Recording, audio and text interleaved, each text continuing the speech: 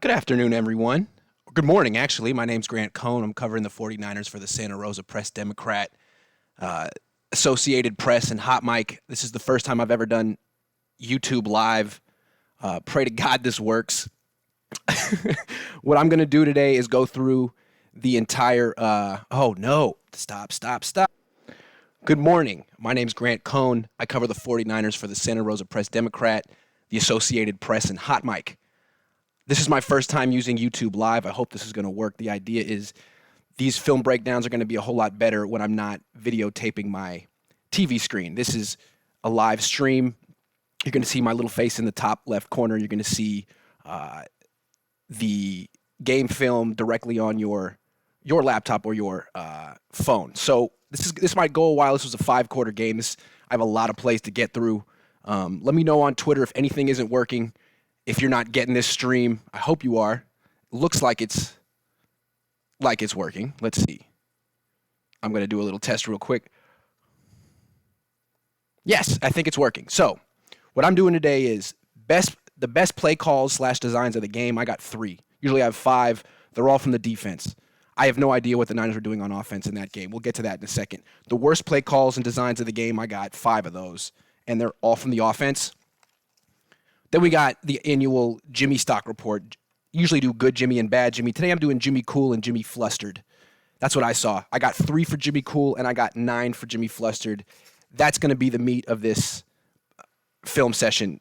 What was Jimmy doing in that game and what did we learn about him? Then we got the stock up, stock down. A lot of defensive players in the stock up section, as well as one offensive player. And then in the stock down, couple of defensive players, including Nick Bosa, who just got another rave review from Pro Football Focus. It seems he doesn't, every week they find ways to praise him. But I found some things that he needs to work on. And then the offensive line, the 2 tackles, and then a couple of the wide receivers. But what I want to start with, which is a little bit different than normal, is a look at why the Niners' run game failed. That's a big reason why they lost this game. They couldn't run the ball effectively. They were going against a bad run defense. The Seahawks were giving up 4.7 yards per carry coming into the game, but they shut down Kyle Shanahan's run game in ways that no one has this year, really just through alignment. So I'm going to show you what they did and what Kyle Shanahan needs to do to adjust. So let me get my face out of the way. Here we go. All right. Is this working? I think it is. All right. So, why did the Niners' run game fail? It's been so good all year. They got Juszczyk back. I'm just going to make sure this is working here. They got Juszczyk back. This should be this should be a terrific run game. They were averaging 5.5 yards per play with him on the field before he went down. So what did the Seahawks do? Let's check it out. Here. Let's stop it. Nope. Slow it down. Okay. Bring it back. What you should notice is we got 1, 2, 3, 4, 5, 6 across the front. Let's look at it from this angle. This is a lot like the defense the Patriots played against the Rams in the Super Bowl. And I'll show you. I'm going to use my little telestrator, which I'm very proud of. Here. Boom. No. Telestrator. There we go. Full screen snip. Okay. Here we go. This is 1. What's up with that? I don't know why my telestrator isn't working, but that's bothering me. What's up with that? Huh. My telestrator's not working. Oh, okay. Anyway, 1, 2. Oh, this is upsetting. What's up with that? Anyway, this not working. Forget about it. I'll work it out in the next time. I don't know why it's not working. But you got 1, 2, 3, 4, 5, 6 defenders across the front. That's the same front that the Patriots used against the Rams. You got 2 guys back here. Look from the back over here again. 1 guy in the middle. It's just really hard to run the ball against this front. It's hard to do everything the Niners want to do on offense. This really makes it so there's no space to run between the tackles. both of these guys here are setting the edge extremely well, so it's going to be hard to run outside zone against this. It's going to be hard to run a jet sweep because these guys are in perfect position to stop it. They see it coming. They're in perfect position. It's going to be hard to run an end around, again, because of these guys on the edge. And then it's going to be hard to run a screen because you got these two guys here. So you have 8 defenders clumped in a very tight space in the box. It's hard to create space for a screen. So really what this does is the same thing that the Patriots defense did to the Rams, which turned them into a drop back passing offense.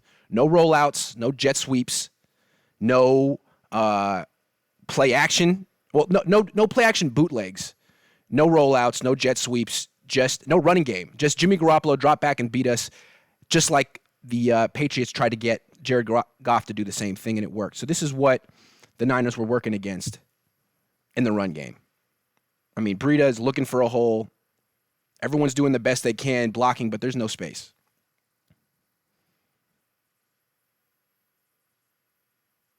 You see what I'm saying here? So this is schematic. The Seahawks have just put the blueprint out there of how to stop the Niners offense. You line up with 6 across the front, keep Jimmy in the pocket, take away the run game, take away the boot action stuff, prevent him from going out here, and just make him drop straight back and throw and win. Because if in this game, by taking away the run game, they forced him to throw a career-high 46 passes. And what we've seen is when Jimmy throws a lot, he throws a lot of passes to the other team. What the Niners need to do is limit him to about 30 passes per game. When he gets into 46, maybe 4 or 5 of those are going to go to the other team, maybe 2 or 3. And that's what we saw in this game. That's what the Seahawks did, and they did it perfectly because you just can't run against his front. You have to take advantage of it with a drop-back passing game. And what Shanahan has, the identity of his offense is run first, play action second, drop back third. So they've successfully gotten the Niners to do their third favorite thing on offense. They're basically their least favorite thing, just like the Patriots did to the Rams.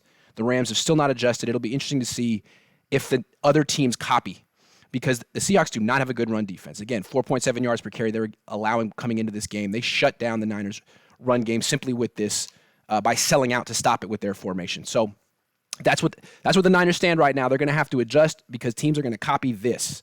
Now, let's get on to the best play designs of the game. This is defense, 3 defense. This is second quarter. I don't need to tell you. You can see. This is really creative pressure from Robert Saleh. You see this 3rd and 4. What is he doing here? First of all, notice that we got 3 on the left, D Ford, DeForest Buckner, and Eric Armstead. 3 heavy-duty pass rushers, all singled up. Armstead on the center, Buckner on the guard, Ford on the tackle. What they're going to do here is twist these two. Saleh's going to have Armstead go into the guard and make Buckner come around. And what he knows before the play even starts is that there is no, especially this combo, this is a backup center. This is DJ Fluker, who's just an average guard. There's no way these two are going to be able to pass off a twist of Buckner and Armstead. They're just too big and talented. When Armstead goes in here, he's going to split these two, and there's no way that the center is going to be able to knock off Armstead to the guard and then catch Buckner. It's not going to happen. So these two are going to have to hold on for dear life against Armstead. Buckner's going to come around. Upati's going to see him all the way and be focused totally here. He's never going to look at Fred Warner, not going to consider him a pass rushing threat. And Saleh counts on all of this. He knows if he puts Buckner next to Armstead and runs a twist, it's going to take a village to stop him, and that people are just going to assume that Warner's going to drop out. He doesn't drop out. He blitzes. He gets a clean shot at Russell Wilson and doesn't miss. But what I want you to notice is look at Upati's head. He never looks at Warner. Look at him. He's already looking for the twist. Where is it? Where is it? Where is it? Where is it? Here it is. He's looking all the way. He's ready for that sucker, and he picks it up. He has no idea that Fred Warner ran right by him. So good play by Fred Warner, not tripping or falling over a shoelace or slipping on a banana peel, but that was a schemed, wide-open pressure by Robert Saleh, who's one of the best in the business at it. This is terrific. Now, I want to show you him do it again later in the game from the other side. It's so good. Why not do it more than once? Third quarter, just 1 quarter later, 8:02 here.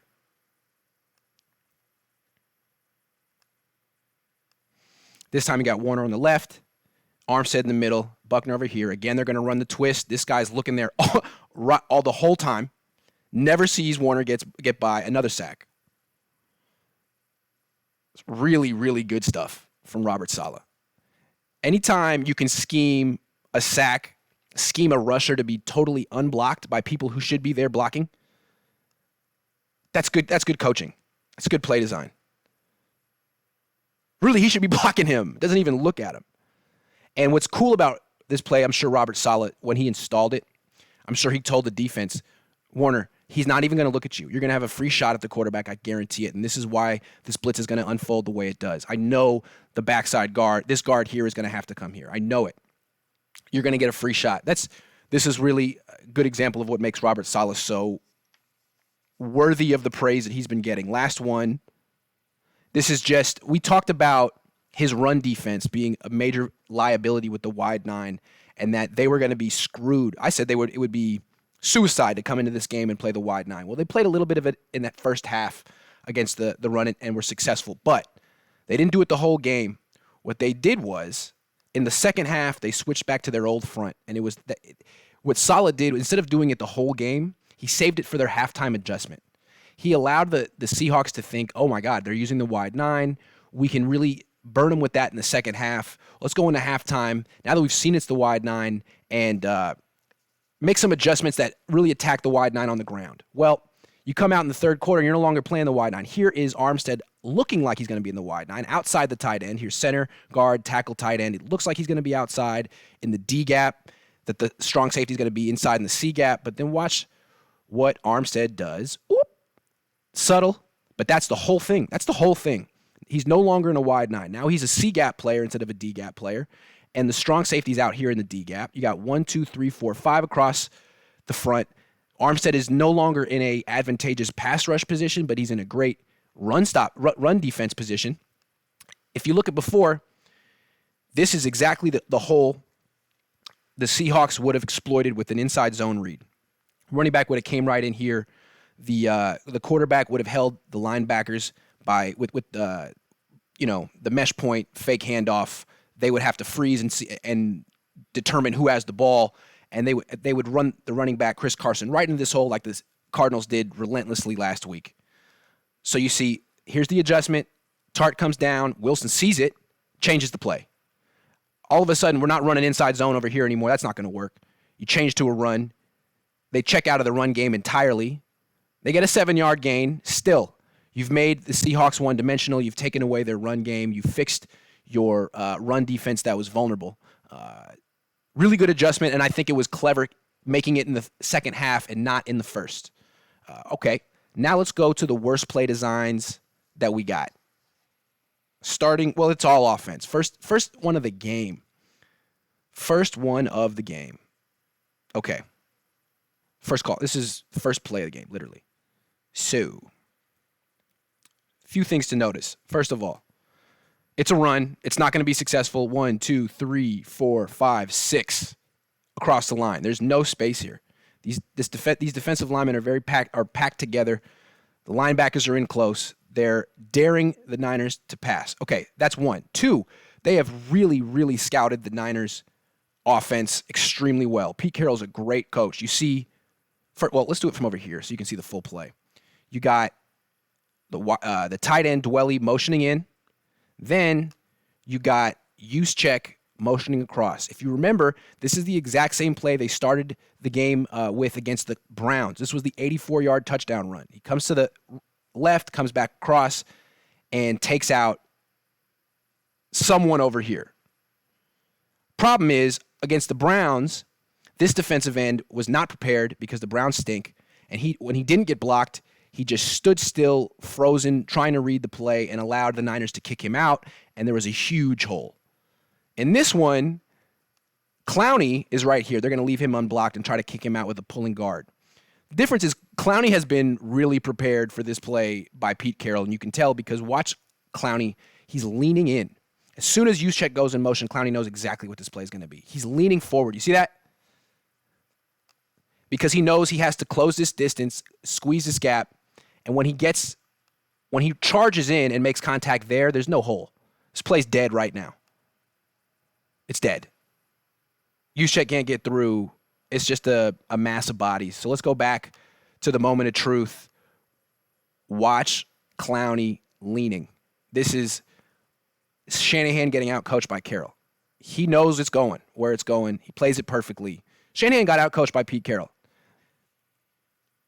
Let's look at the next worst play design of the game. And this one I think was real telling. It's the first quarter, 11-13. Okay. This is 1st and 10 on their second drive. What am I noticing? Shanahan's making an adjustment. He knows he can't run the ball because of this 6 across the line front that shut down the Rams too. So now he's gone to 3 wide receivers, shotgun.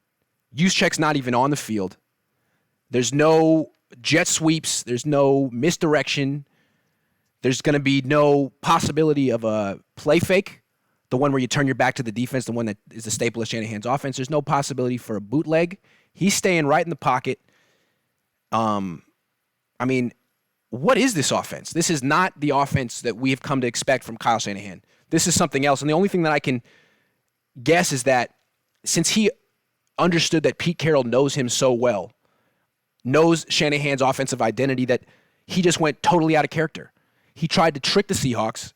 He went out of character, tried to present him with some offense that he's never run, and totally overthought things and really shut down his own offense. I mean, watch what he calls here. This is 1st and 10. It's just a straight drop back. And the primary read is Emmanuel Sanders running a quick out into a cloud corner. That's cover 2. Hold on. 11-13. Sorry about that. Okay. I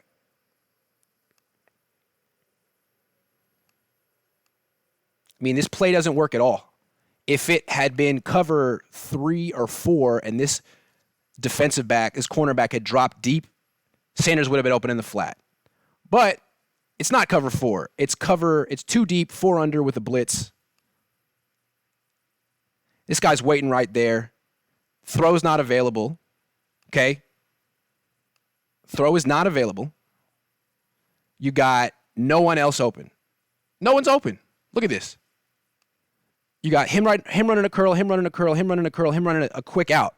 Where is the sophistication in this offense? This is the best Kyle Shanahan could do on first down.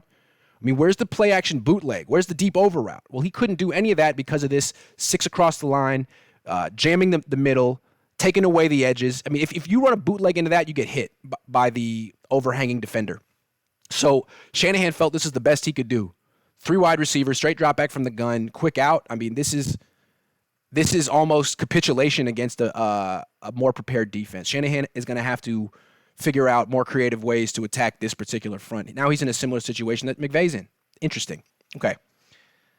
Now let's go to the 4th and 2 play from late in the game. This is 3rd quarter.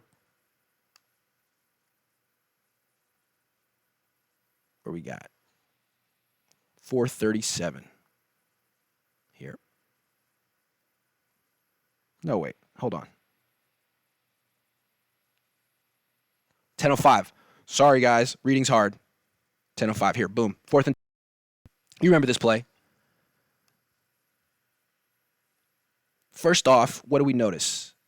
Dwelly goes in motion. Guy follows. It's so clearly man-to-man coverage, all right? It's man-to-man coverage with press coverage. This is basically a slap in the face to the 49ers. It's the Seahawks saying, we don't respect him. We don't respect him. We don't respect him or him. We don't respect any of your wide receivers. All of our corners are better than them. We're going to get right up in their face and dare any of them to win one-on-one because none of them have safety help. The guy's 20 yards deep. Pete Carroll clearly feels all of his corners can defend all of these guys man-to-man, one-on-one. So he's right. He's absolutely right. What Shanahan wants is Deebo Samuel to beat the nickelback. But he doesn't really. I mean, there's a little bit of separation here, but not enough. There's a very, very small window. Garoppolo doesn't hit it. The pass is a little bit behind. No one's open. There's really no one open on this play. And what I would say, the reason I don't like the play call from Kyle Shanahan, know your personnel. You don't have Kittle. You don't have Emmanuel Sanders. You don't have someone who can beat man-to-man coverage. Deebo Samuel's an interesting player, but he's much better after the catch than before it. He's not the best route runner right now. He doesn't have great hands. You want him running end arounds and screens and things like that. What you need to do, Kyle, with Kittle and Sanders out of the game, is scheme someone open. What he did was spread out the formation, 1, 2, 3, 4, as far as possible, and create one-on-ones and hope that one of the four could win. They didn't. What he needs to do is either run like a mesh concept where he runs a shallow cross and Samuel runs a shallow cross, and one of them picks off the other's man-to-man covering cornerback and creates a wide-open pass underneath. That works. You see the Raiders run that all the freaking time against man coverage. A mesh concept. It's real easy. Just double crosses. Double shallow crosses intersecting. Or bring this guy over here, motion him over here, stack them one behind another, and give the guy a free release by putting one behind the other. If he's over here, then this guy has to follow and line up back here, and now you have a little room to go somewhere. You can create rub routes, pick routes. You can do things. 4th and 2, you could run sprint right option. You don't need to just ask Deebo Samuel to make a great play because he hasn't shown he can do that consistently. I didn't like this. This was poor situational awareness. Poor personnel awareness. All right, 4th. Let's go later in the 3rd quarter. This one's quick. I'm not going to belabor the point, but it's worth mentioning. Again, poor personnel awareness. You could do this play maybe with Kittle. Maybe. Here's Dwelly. Okay, he's going to have to come across the formation and block Clowney. This is a play action pass. A pretty slow developing one, too. This is an unrealistic blocking assignment. Really, you shouldn't ask any tight end to block Jadeveon Clowney. Even Kittle shouldn't ask him to do this. But you definitely shouldn't ask Ross Dwelly to block Jadeveon Clowney and hold this block for a minute and give Garoppolo enough time to look left, to look right, to eat a sandwich, to think about it. No. This sack is on Kyle Shanahan, not Garoppolo, not Dwelly. You can't ask your tight end to block Clowney, period. Last one, overtime.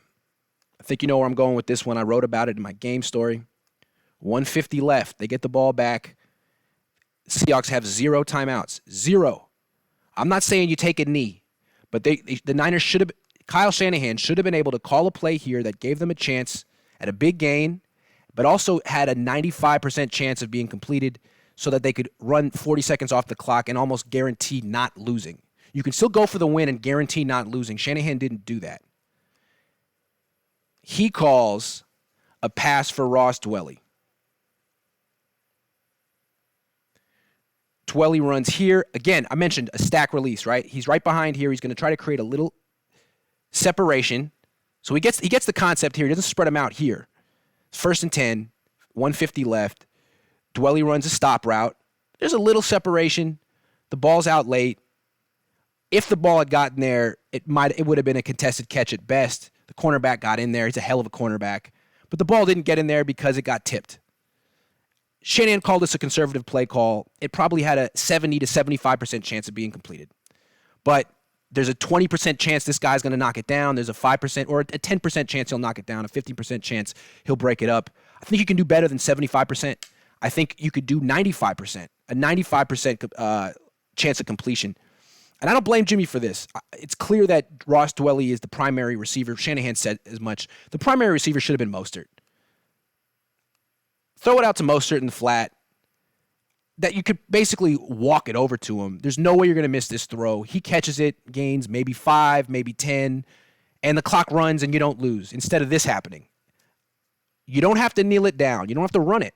But throwing to the running back is the way to go. It's what John Gruden would do. It's you see him do it all the time. He throws to Jalen Richard in this situation. Throw to Raheem Mostert. He's one of the more explosive players on the team.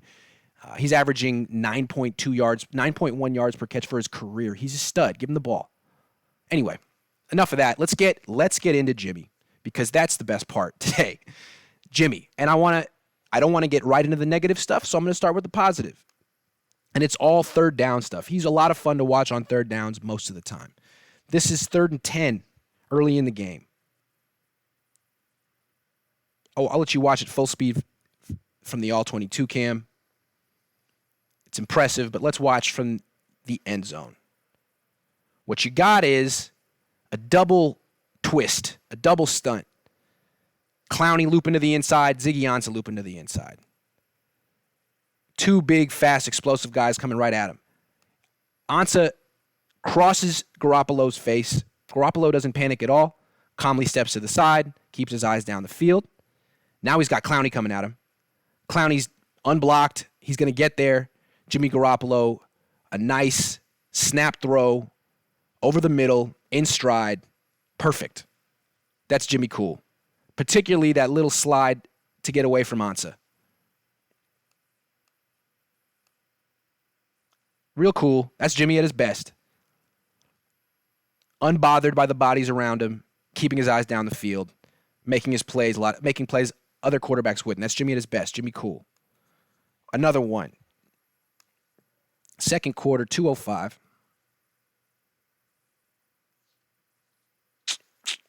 I'm still mad that my stylus didn't work. I'm going to have to figure that out because it works when I'm not streaming. My little pen. Okay, 3rd and 14 here. Guy. Here we go. All right.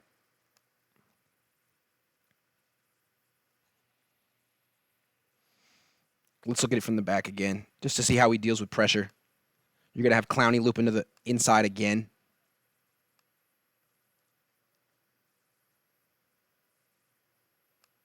Here he comes. Hits Tomlinson. This is the best part. Watch him jump. Look at this guy. So Clowney's right in Garoppolo's face. He jumps, hits that move right there. That's tough. He's like 45 inches off the ground. He's 6'5". He's got his arm extended, and Jimmy's just calmly waiting. He's going to wait for him to come back on the ground, and he's going to throw the ball. But I like how Jimmy just stands still, lets the best player on this defense get right in his face, jump up, jump back down, times it perfectly, throws a dart deep down the field, hits Pettis.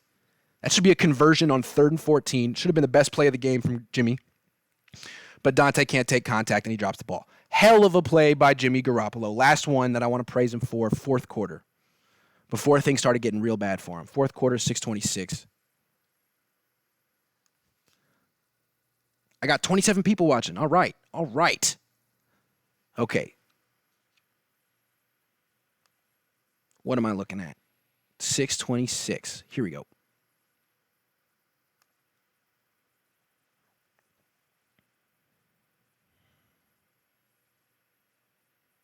What am I looking at here? Okay. This is just simple. Jimmy's quarterback rating against the blitz this year has been pretty low, about in the 70s or 80s. This is just him dealing with a blitz.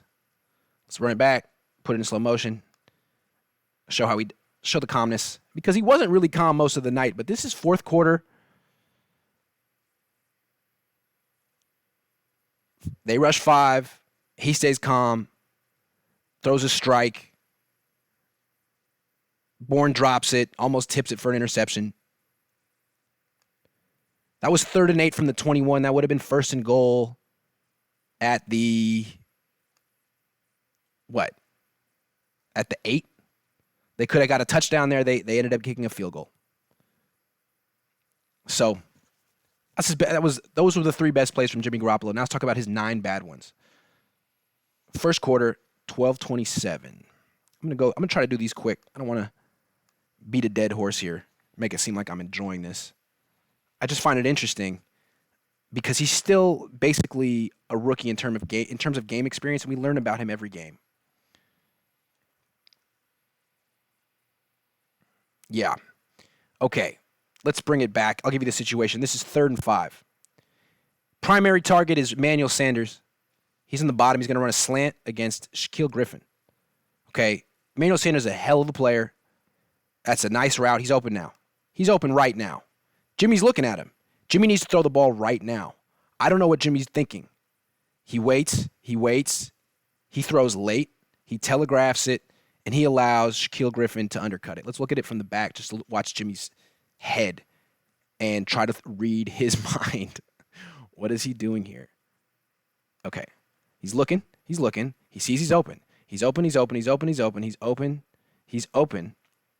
doesn't throw it. Is it that he's looking at Bourne? Is that what's happening? Is he looking at Bourne in the slot here? Because if so, why would you do that? You should be looking, yeah, he might be. He stares at Bourne way too long. Bourne does draw a penalty.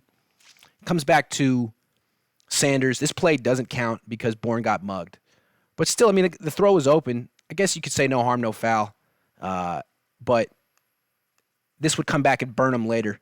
Hesitating, throwing late, forcing passes, telegraphing passes. That was there.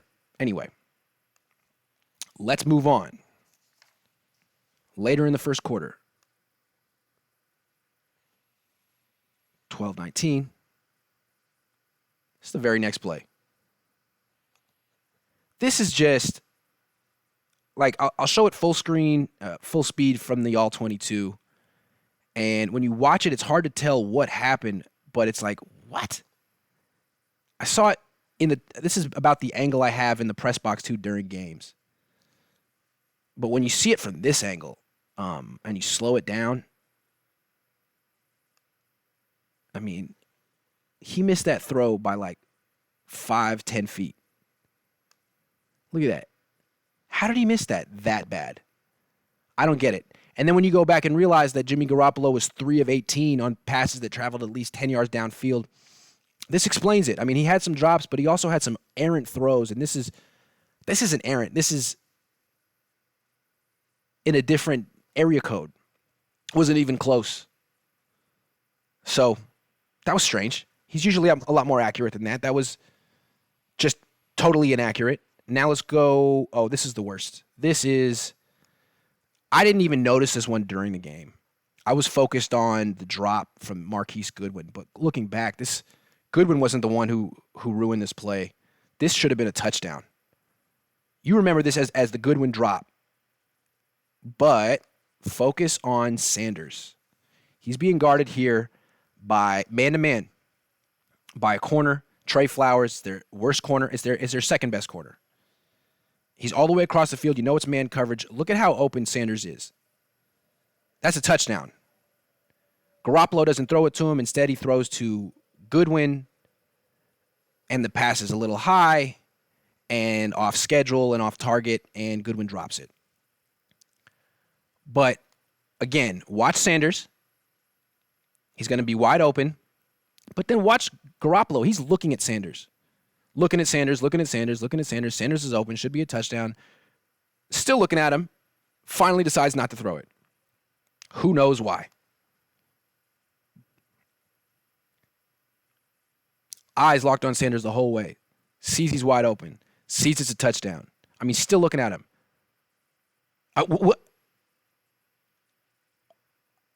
If I were his coach, I would need to know, what in the world did you see? How did you not pull this trigger?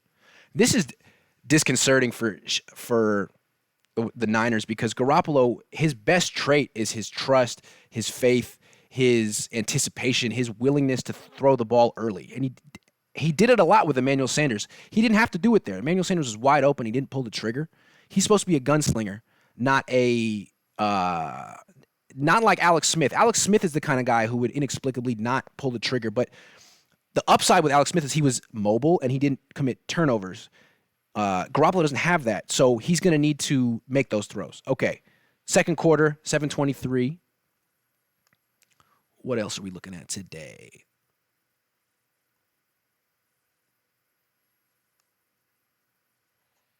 $7:24.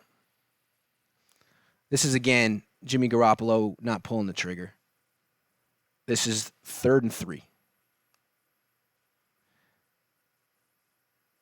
Garoppolo gets the ball. Here's Kendrick Bourne, wide open at sticks. Garoppolo looking at him.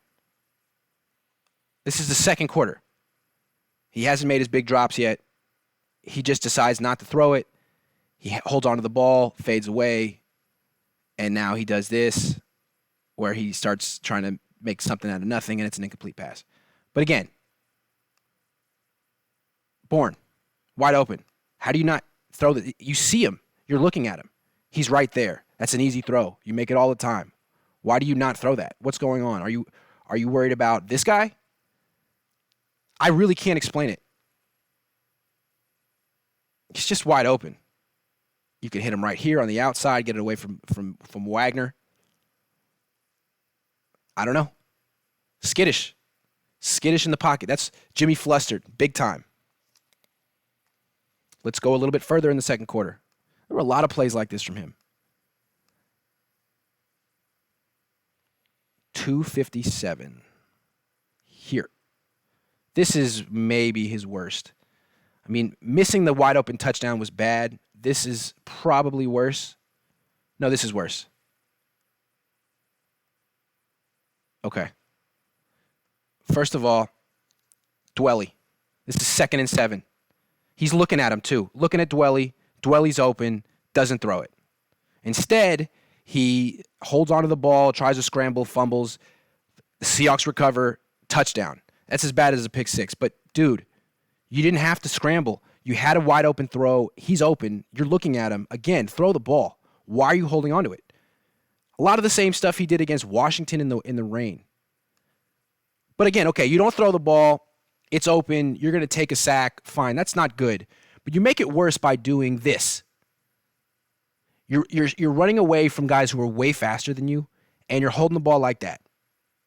I mean, let's go frame by frame.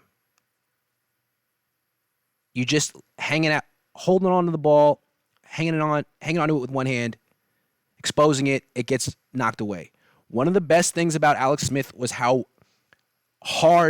vigorously he held onto the ball. I'm not saying that Alex Smith was the platonic ideal of quarterbacking, but he won a lot of games as a game manager on a good team, which is basically what Jimmy Garoppolo was trying to be this year. Trying to manage this team, which is stacked on defense and has a great running game, and he can't be committing turnovers like this.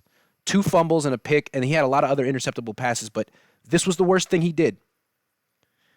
Dwelly was open, you hold on to the ball, you run away from guys who are bigger than you, and you don't protect it. 2 hands on the ball, like it's JV. 2 hands on the ball, buddy. Can't have this. Cannot have this. Especially on national television. All right. Well, let's watch them score real quick, just so you know that you did. Yeah, they scored. That's a touchdown. Okay. Third quarter, 3:46. I got 4 more. 4 more bad Jimmy. Third quarter, 3:46.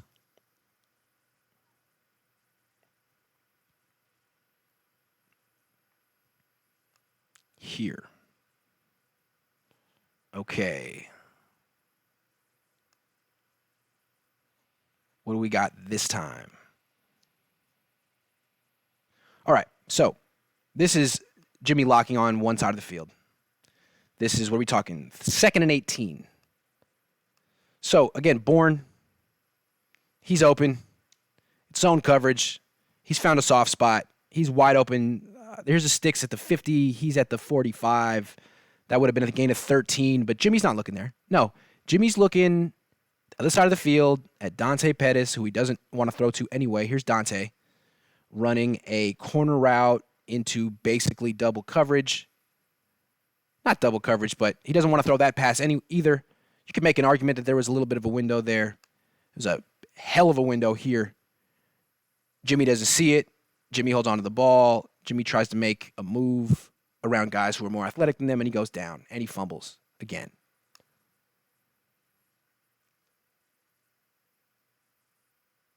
I mean, not the best blocking from Mike McGlinchey, but still, that ball should have been out already. I don't really fault Mike McGlinchey on that one. Yeah, he got pushed back by Jadeveon Clowney. So did Staley. I'm going to get to them later. Jimmy has to throw that ball. He didn't make life easy on his offensive lineman. All right, let's get into the fourth quarter. Let's get into when he really started to fall apart. I see a lot of people saying, hey, give him credit. He led the game-tying drive at the end of the fourth quarter. Really, he got lucky in that drive because there were 2 passes he threw that should have got intercepted, and if either one of them had, he would have been the GOAT of the game. The GOAT. And not the good GOAT. So this is 1:39 left in the fourth. He's throwing to Dwelly, who's basically double covered here and here. He's got a wide open Dante Pettis here. Wide open. Remember, it's 1st and 10. You have timeouts. There's no reason to force the ball to your backup tight end who's double covered like they think it's Kittle, okay? Especially when Pettis is open. So what happens? Watch 50, KJ Wright. Ball hits him in the chest. Should have been the game right there. Okay? But he gets more chances still on this drive. This is like 20 seconds later.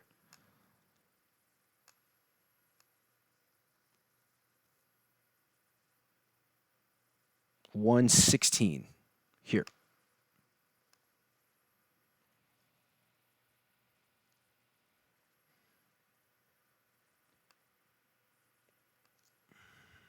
What's he going to do? Bourne's open. He doesn't throw the ball. He's like debating with himself. Bourne's open. Remember, this is 1st and 10. Doesn't throw the ball, but he's staring at him. Everyone on the Seahawks defense sees Garoppolo saying, should I throw it, should I not? Should I throw it, should I not? Should I throw it, should I not? And Garoppolo at the very end says, screw it, I'm going to throw it. Let's look at it from the end, from the back. Here. I'm going to stare down Bourne the whole way. Here he comes. Coming across. Wagner's looking at him. Should I throw it, should I not? Should I throw it, should I not? Should I throw it, should I not? Okay, I'm getting hit. All right, here I throw it at the last minute. I've totally telegraphed the throw. I have nothing behind it. I flick it. It's behind the receiver. It's ends up in the hands of Bobby Wagner. It should have been intercepted. That should have been the game right there. So twice he could have lost the game with a pick, but he got bailed out. He's got some good luck most of the time. Now let's look at the last one. Overtime. 142.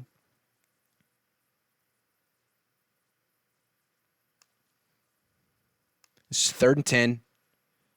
Their final offensive play. Now, it's not his fault that Shanahan called a deep pass. I do not like this play call, first of all. But before we get into that, let's just notice that the pass was behind, underthrown, and almost intercepted.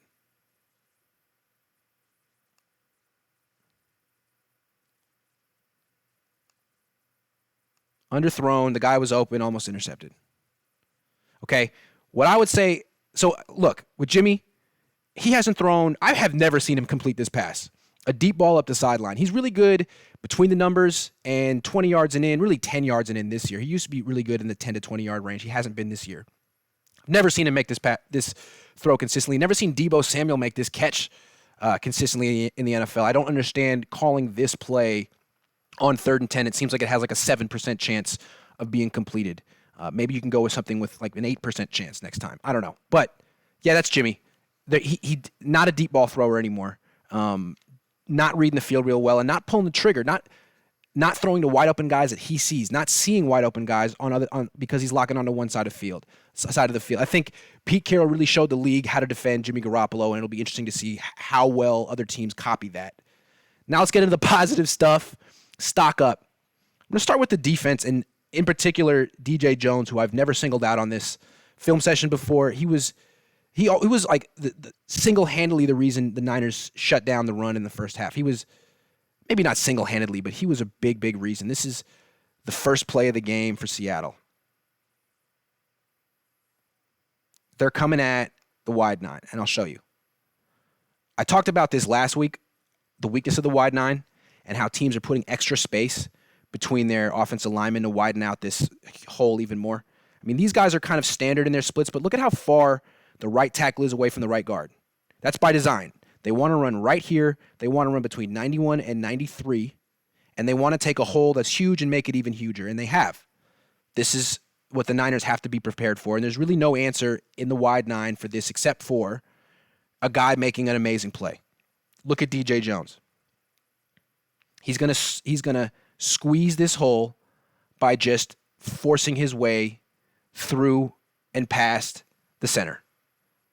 He shuts down that hole, gets a big enough piece of Chris Carson to limit him to a gain of 3. If DJ Jones can't push his way through and shut down this area, get from here to here, it's a big run. Because Armstead's not going anywhere. You know? It's a hell of an effort. And now I want to show you his sack because it was really, really cool in slow motion. 7:03. Stick around, guys. I'm going to get to Nick Bosa, and you guys are really going to hate me for what I have to say about him. So stick around. You guys are all going to be quite triggered by what I have to say. And I know you like that. 7:03. Here we go. DJ Jones sack. Lined up right over the backup center. Watch this crossover he puts on him. First step to the right, back to the left. What he does with that jab step, he gets the center worried about sliding to the left, protecting himself, would you say, laterally. So he's light on his feet, and he's in position to move left, right, depending on where DJ Jones goes. But Jones doesn't want to go left or right. He wants to push Hunt backwards. But what he does is get Hunt off balance with that first jab step to the right, comes back into Hunt's chest, and just pushes him on his back. The reason Hunt falls down is because he's off balance reacting to that first jab step. That's a hell of a move, especially in slow motion. I like the little jab step in slow motion. Boom. 53. That's embarrassing. Hell of a play. All right. Dre Greenlaw replaced Quan Alexander. Might have been even better than Quan Alexander, at least as a run defender. I got two plays. The second play is obvious. I'm going to do the second play real quick, but I want to show you an undercover, under the radar, excellent play from Dre Greenlaw and what makes him maybe an upgrade over Quan Alexander as a run defender. This is the wide 9. Big holes in between. It's going to be a run play. Inside zone, double team here, double team here, double team here. 3 double teams.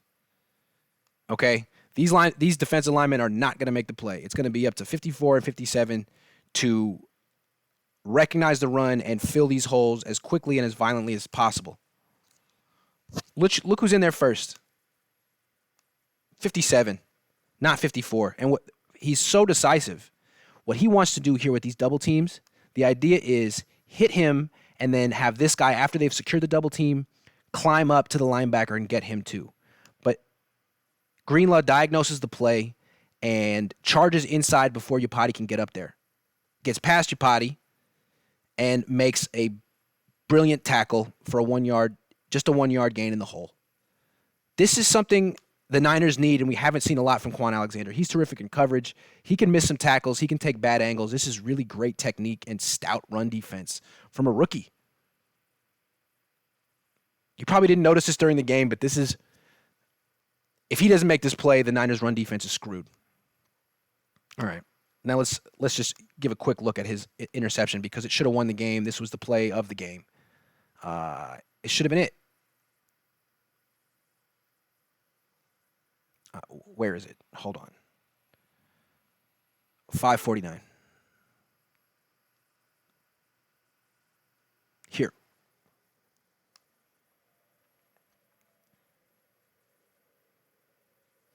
It's just an amazing, amazing interception.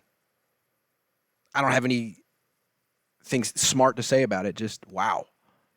Let's look at it from over here. Just his hands. The way a rookie linebacker can turn his head,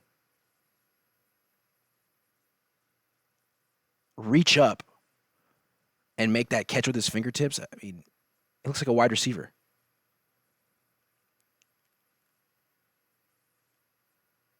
Quarterbacks are going to remember this. This is a guy with good hands who's actually, he's not a liability in coverage. I don't know if Quan Alexander would have made that catch.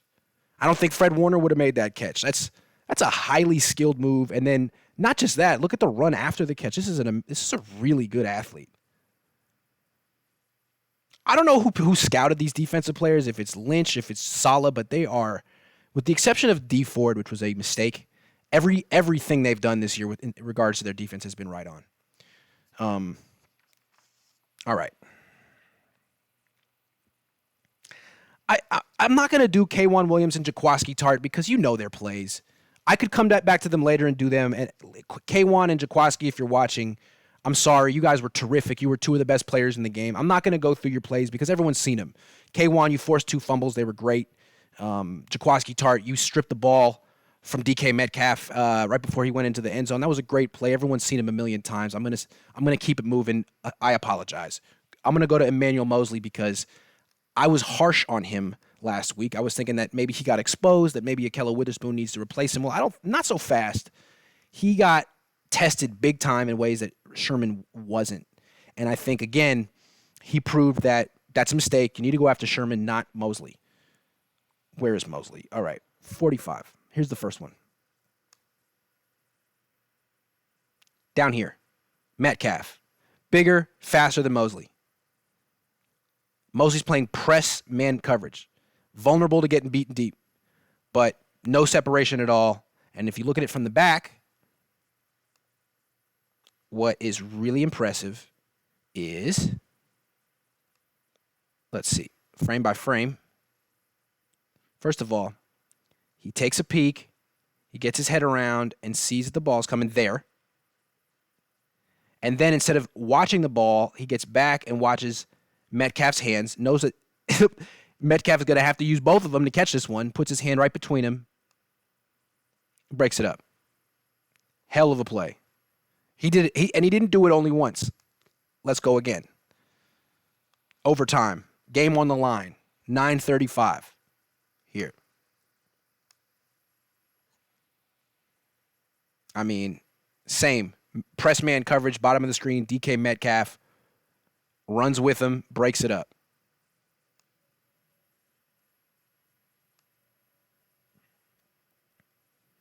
Stride for stride, finds the ball, plays the catch point, breaks it up.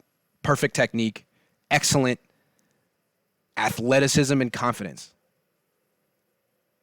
No one's heard of Emmanuel Moseley. Everyone knows who DK Metcalf is, but Moseley got the best of him all night. Last one. This was really with the game on the line. This should have sealed it. 2 minutes left in overtime. Seahawks have no more timeouts. This is... Hold on. Not quarter two, OT. Okay, here we go.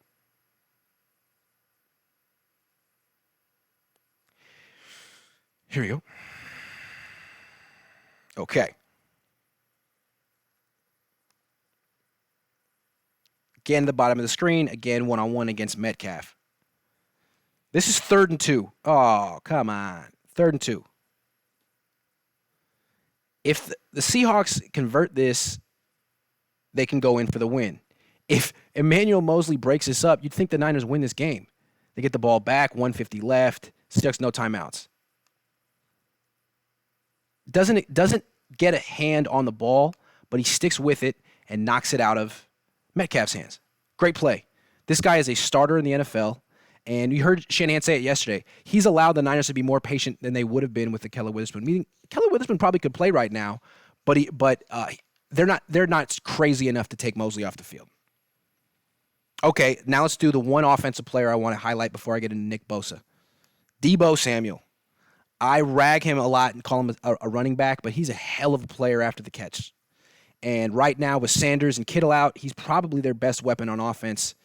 They would have won that game if, I said they should throw to Mostert. He could have thrown to Deebo Samuel too on a screen route or any type of end around reverse. He's so good at him.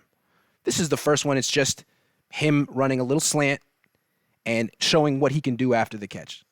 Here he is at the top of the screen. He's not always going to make this catch. Sometimes he doesn't trust his hands, and he'll let the ball get into his body. But real fast, real tough after the catch. He can break tackles. Let's watch it from this angle. He's a weapon. Better after the catch than before the catch right now. He could improve as he gets older. I mean, his hands are inconsistent. His routes are inconsistent. But he is quite a weapon after the catch in a way that no one else on the team is except for Kittle, really. All right, now let's do one more for Deebo. Second quarter, 1 minute.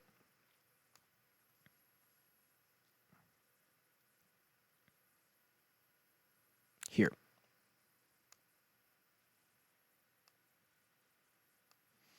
All right, here. Lines up in the backfield like a running back, and then runs this little, bubble screen route. They should be doing this with him 3-4 times a game. The defense doesn't know if you're going to hand it off to Breida or this is an RPO again, an RPO. You could run it, you could pass it. There's an option. He gets it here. He's just really explosive. Anytime he gets the ball on a screen, there's an opportunity. There could be a touchdown or at least a gain of 10. Should have seen a lot more of this after Emmanuel Sanders went down. It was their best option. The screens, the outside screens. It's tough. It's tough when the Seahawks are packing the middle like this, but this is a good one. Get the screen outside. Throw it to your wide receiver. All right. Stock down. 2 quick clips of Eric Armstead, who's had a terrific season and is going to get paid a lot of money. But whoever pays him money needs to see this, because this is what you're getting from Eric Armstead. He had a sack and a half. He was a productive player in this game. But this is 2nd and 15. This is the second quarter. So game's not on the line. Notice, though, he is the nose tackle. He is the one technique. He's in between the guard and the center. Buckner is in between the guard and the tackle. Armstead is supposed to be the one who sacrifices himself. Buckner does it a lot. Buckner, a lot of the time, is the nose tackle and creates one-on-ones for these 4 here, Bosa, Armstead, and Ford. This time, it's supposed to be Buckner. He's the one technique. He's supposed to draw this double team from the center and the guard and create a one-on-one here for Ford, a one-on-one here for Buckner, and a one-on-one here for Bosa. But it's 2nd and 15. He gets greedy. He abandons his gap. He runs to the outside just like Buckner. Now they're both working the B gap. There's no one in either A gap. And anytime you do this to Russell Wilson, he's just going to run. You always have to have a controlled rusher who's basically standing in the A gap and not allowing Russell Wilson to just run up the middle, because that's kind of what he wants to do most. It's supposed to be Armstead. He jumps to the outside, basically freelances, does whatever he wants to do, gets greedy, goes for a sack when he should be allowing other people to go for a sack. Buckner doesn't get greedy. We've seen Buckner. I've shown you Buckner take on those double teams and allow everyone else to shine while people ask, hey, has he lost it? Is he not good anymore? Should the Niners pay him? Yes, they should pay him. This is the guy you don't pay. The guy who's undisciplined, the guy who's greedy, the guy who's playing for himself. Defense is 11 guys working together. This is one guy working by himself, creating a wide open rushing lane for Russell Wilson. This didn't kill the Niners, but it would the same issue would pop back up in overtime, and that time it killed the 49ers. Let's look at it here. 1:16 left in overtime. I wouldn't give an $80 million contract to a player like this. No offense to Eric Armstead, but that's a lot of money for a guy who I can't really trust. Here he is here. This is the last play of the game. No, it's 3rd and 3 toward the end. It's going to be a creative pressure from Robert Saleh. These guys are going to loop over here. Let's watch. Here's Buckner. Here's Armstead. Buckner loops over here. Armstead gets here with the right tackle. He's one-on-one. And again, it's like he's a mouse reaching for the cheese. What's most important on 3rd and 3 is keeping Russell Wilson in the pocket and not giving him a huge lane. K'Wan Williams, there's nothing he can do. He does his job, maintains his gap integrity, but Armstead doesn't. If Armstead had just not gone for the sack, stayed head up on this tackle, there would have been nowhere for Russell Wilson to go. Had he gone here, Armstead could have got him. If he'd gone here, Armstead could have got him. But by going inside and committing to rushing Russell Wilson, Armstead's never going to get him. He's not quick enough. He just creates this really, really easy rushing lane for Russell Wilson, and they lose. Niners lose because of Eric Armstead got greedy for the second time in the game. Teams are going to see that. If you have a mobile quarterback and the game is on the line, run an Armstead because he's going to lose gap integrity. He's looking for sacks. He's looking for stats so he can get a lot of money next year. Use that against him. All right, Nick Bosa. Nick Bosa is not like that. He's not. He does work in the structure of the defense. It's just that he's like a horse with blinders right now. Very aggressive, doesn't necessarily, not the most aware player, and he's so aggressive that teams are starting to use that aggression against him the way they do with Aaron Donald sometimes, or Ndamukong Suh back in the day. So I got like 6 here. Here he is here. He's just going to crash down hard this way. He's not going to be blocked. They're going to leave him unblocked a lot and let him outrun himself, overrun the play. He's expecting the block to come here. He overruns it here. He doesn't see where the ball is. It's right here. Teams are figuring out the best way to attack Bosa. Really, you don't want to pass. You want to run end arounds, screens, draws in his direction. Don't let him just charge right up field, because he is going to charge right up field. He's going to charge right up field, and you can go around him. Use that against him. Goes here, ball's here, doesn't see it. You don't want to do this. When Ronald Blair was on the field, you couldn't do this. Ronald Blair was too disciplined. Bosa, he's a rookie. And he plays very, very hard. You can use that against him. That's one. Now, let's check out second quarter 5:13.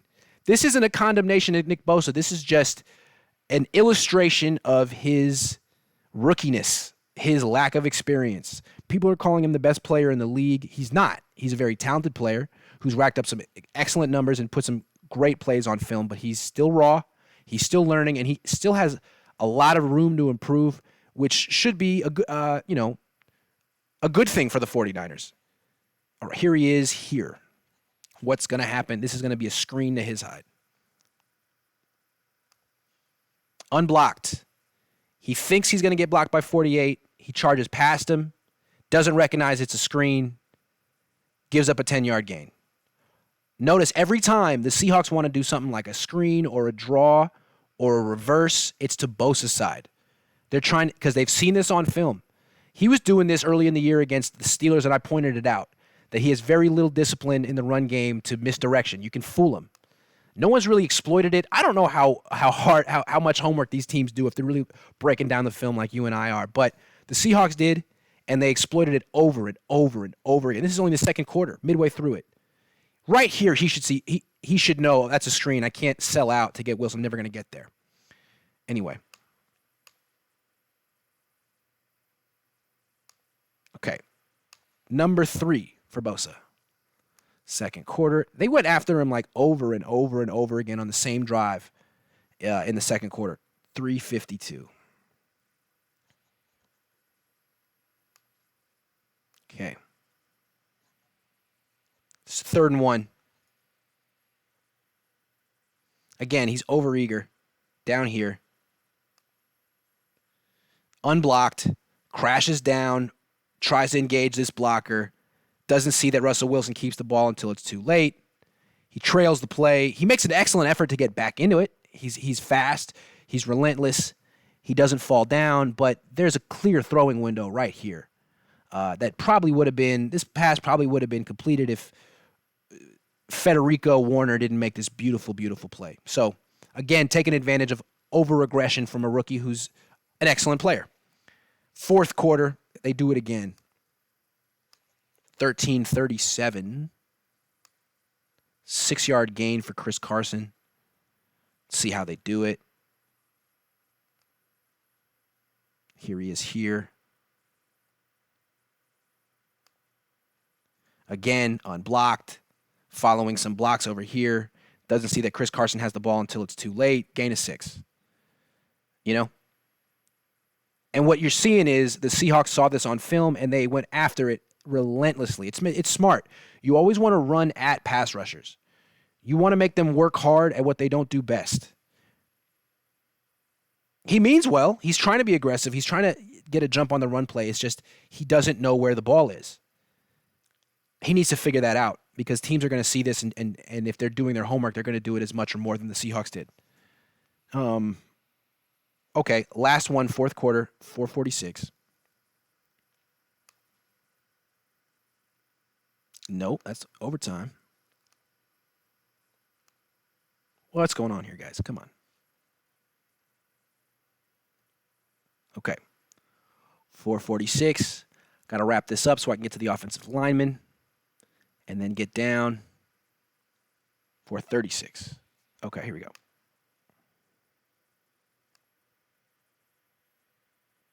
What are we looking for here? I mean, same thing. He's going to crash down too hard. Over here. You see? Again, unblocked, charges into the backfield, has no idea what they're trying to do to him. And they've done this is the 6th time this game they've done it, where you're unblocked and they're going right around you. You'd figure by like maybe the 5th time he'd figure it out, but he didn't. So He's going to need some coaching. He's going to need some practice. He's going to need some experience because this is wide open. Anytime you want to throw a screen to Bosa's side, it's a gain of 11. He knows it. He'll work on this. He's a very diligent player. Now let's get to Joe Staley because this is more bleak. Bosa's going to improve, or should. Staley's only getting older. I really didn't enjoy watching this because I admire Staley. I've covered him my entire career. He's one of the greatest 49ers of all time, probably maybe a future Hall of Famer. This is going to happen to every player eventually. There's no shame in it. It happened to Navarro Bowman. It's happening to Richard Sherman. It's happening to Staley. Let me show you what I mean. This is a run play, 2nd and 10, power run to his side. This used to be some of the best stuff he would do back in the Harbaugh years. He's here on the left. Hold on. Here. 74. What he needs to do schematically, a power run. Let me break it down real quick. I wish I had my little stylus. I'll work that out. Okay, here. Okay. All right, these two, the tight end and the left tackle, double team this guy and try to push him as far this way as possible. 68 wraps around. 44 kicks out. 44 comes over here, kicks you out. These guys push you down and create a bigger hole. 68 leads and blocks him. Okay, classic power run. Niners did this all the time with Harbaugh. They get a good angle on 74, and he just throws Joe Staley to the side. That was the first sign that Joe Staley wasn't quite himself. Not the strong, powerful, athletic, balanced player he used to be. Just gets thrown by one guy, someone named B. Jackson. I don't even know who that guy is. Let's watch more because it gets worse. Sorry, Joe. Second quarter, 9:31. These are embarrassing.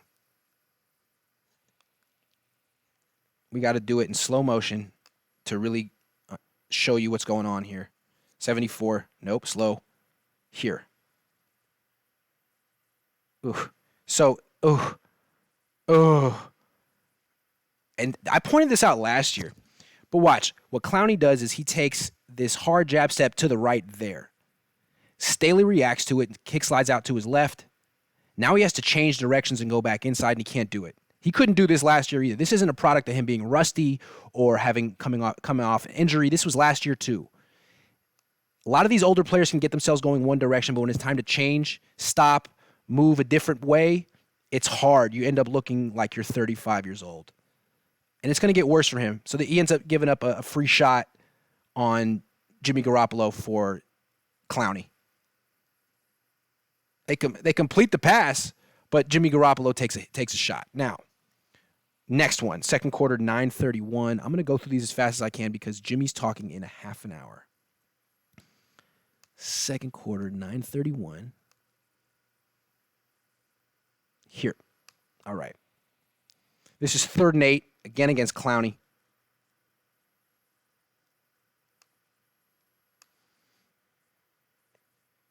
I actually think that Justin School is better right now than Staley. School would have held his own better than this. I mean, watch this. Lunges, whiffs, again beaten to the inside. Staley, what happens with these guys, and I mentioned it just now, but you get old. You're not as quick as you used to be. You overcompensate by kick sliding to the left outside more aggressively than you normally would. You lose your balance when it's time to. That creates a vulnerability to the inside. You're overcompensating because you're slower than you used to be. You're trying to get outside against a guy who's faster than you, and you're giving up easy cutbacks to the inside. That's what happened here. And that's what happened all game. I think you heard that sound clip of Clowney coming back to the Seahawks sideline being like, I'm whooping his ass right now. He was. 2:51 in the second quarter. He said, when you watch the film, you'll really see it. Well, we're watching it. 2:51. Okay.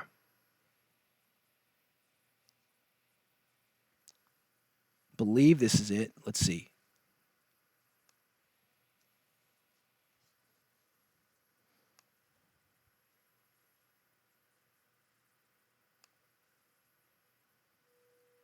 $74 on the left. I think this is the right one. Let's see.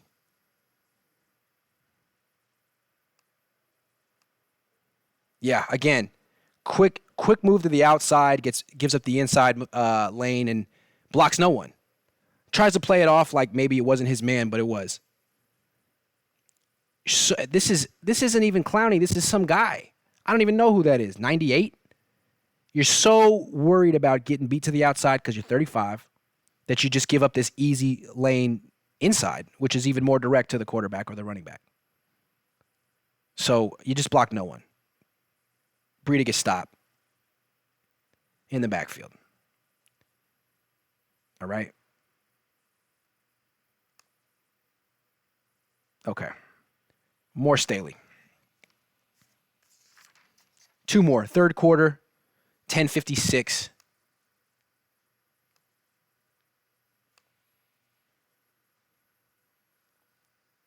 Here we go. This one's bad. Okay. Staley on the left, going against Clowney. No. I got to get a mouse. This keypad ain't getting it done. All right. Here we go.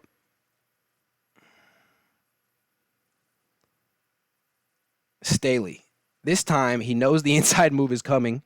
He moves that direction quickly and gets crossed over again by Jadeveon Clowney looking like Kyrie Irving with the crossover and no basketball. All Staley can do is panic, run back, push him away, but the pressure leads to a sack from somewhere else. That was all Staley whiffing. This is all a product of Staley whiffing. And again, that is he steps on the guy's foot, almost falls over. Hard to watch. Hard to watch a great player like Staley look like that. Final one. Overtime. 4:58.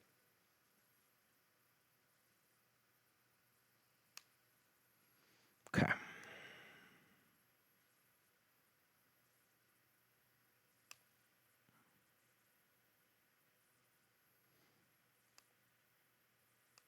Here he is here. It's a run play. I mean, geez, Joe. Okay, so I feel for Joe, but at the same time, remember the Niners gave him a big-time extension. That was not smart. I'm sorry. They've made all the right moves so far this year, but that wasn't one of them. That was bad. That's just a whiff. He got nothing. And as a result, Clowney's going to force Garoppolo to throw the ball away. Bad whiff. Just a lunge. You wouldn't you used to never see Joe Staley lunging and bending at the waist. That's what you expect from Mike McGlinchey, not Joe Staley. Joe Staley was a tight end in college. Joe Staley ran track. He was a sprinter in high school. Now he's starting to look like someone who should be playing guard. Sorry. Okay, let's get to McGlinchey because he's worse. Well, maybe not. I mean, I say Staley should be a guard. Looks like he should be a guard. Well, McGlinchey looks like he looks like he's never going to be a left tackle. But I've always said that from him. Looks like a right tackle. And in this game, looked like a bad one. 12-48, 38.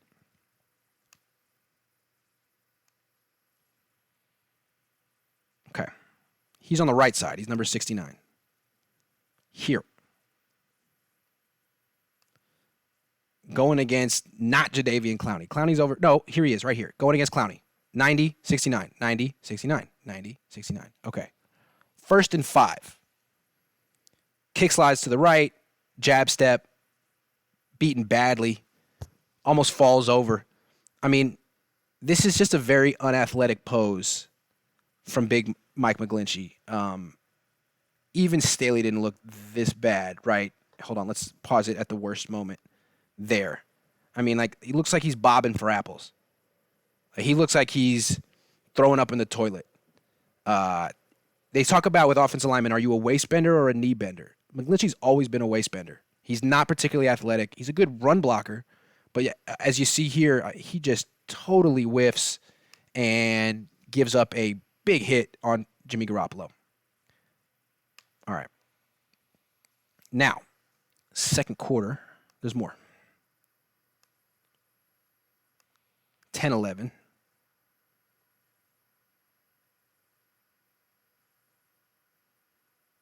Here.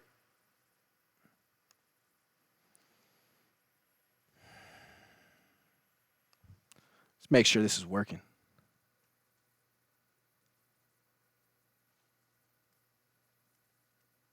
Sounds like it's working. All right. Okay, where we go. From the back.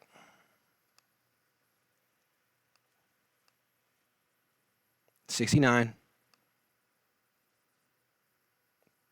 Ooh.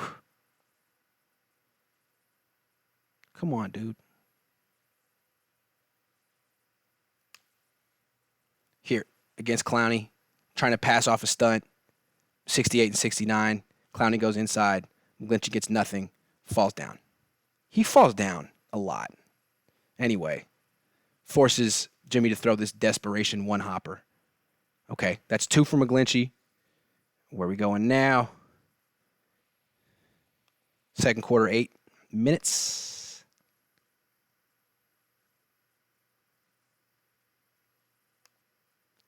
It's a run play.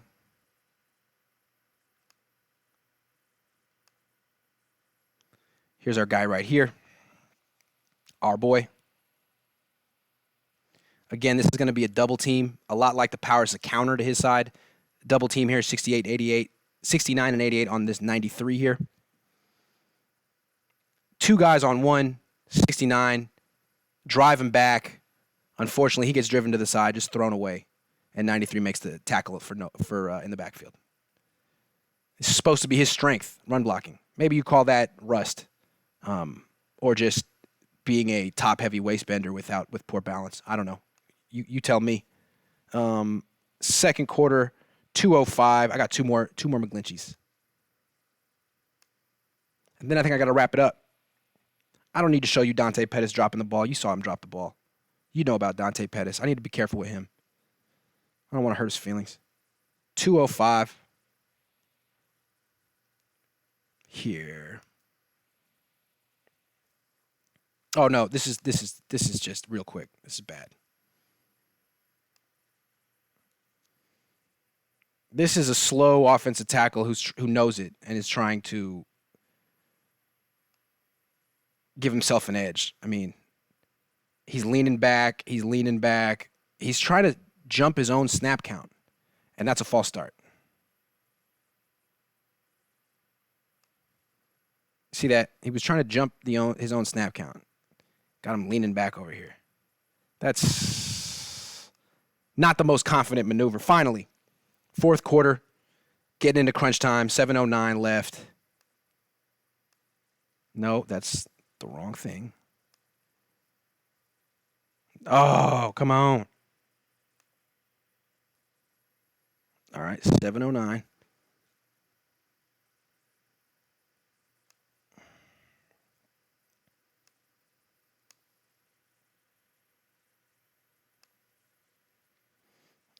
Here we go. McGlinchey on the right, going against Clowney. This is already looking bad.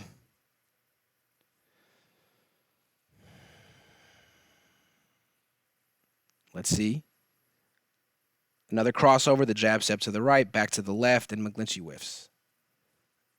And that's a sack. And he's just watching. Nothing he can do. I really believe the Niners would have been better off in this game had they played Daniel Brunskill at right tackle and Justin School at left tackle. I don't think they're better than Staley in them, although School might be better than Staley right now. You see that the Niners say Staley has a broken finger / dislocated finger. That's convenient because based on the film, School should be playing ahead of him. Maybe not Brunskill. Maybe you could say what we saw here from McGlinchey is just rust, not age. It's not age. With Staley, it's age, not rust. Or a combination. It's definitely age. They would have been better off with School here, and School may play next week if Staley has surgery, which actually probably be a good thing for the 49ers. Sorry to say. And then the last 2 guys I had in here were Dante Pettis and Kendrick Bourne. I don't need to get into that stuff. You saw their drops. You saw with Kendrick Bourne, there was another one where he just gave up on a block. I'm not going to get into that. Enough with the negativity. Jimmy Garoppolo talks in 19 minutes. So I'm going to run down from the press box and get there. But thank you guys for watching. This wasn't as smooth as I'd hoped it would be, but it wasn't bad. Now I got my face floating around. If I could get that to be big again, that would be fun, and I could give you a little sign off. But it seems like I'm going to need, I'm going to need like a real mouse. Reconnection successful. I'm still learning. This was an educational experience. Thank you guys for sticking with me. I hope this looks good on YouTube when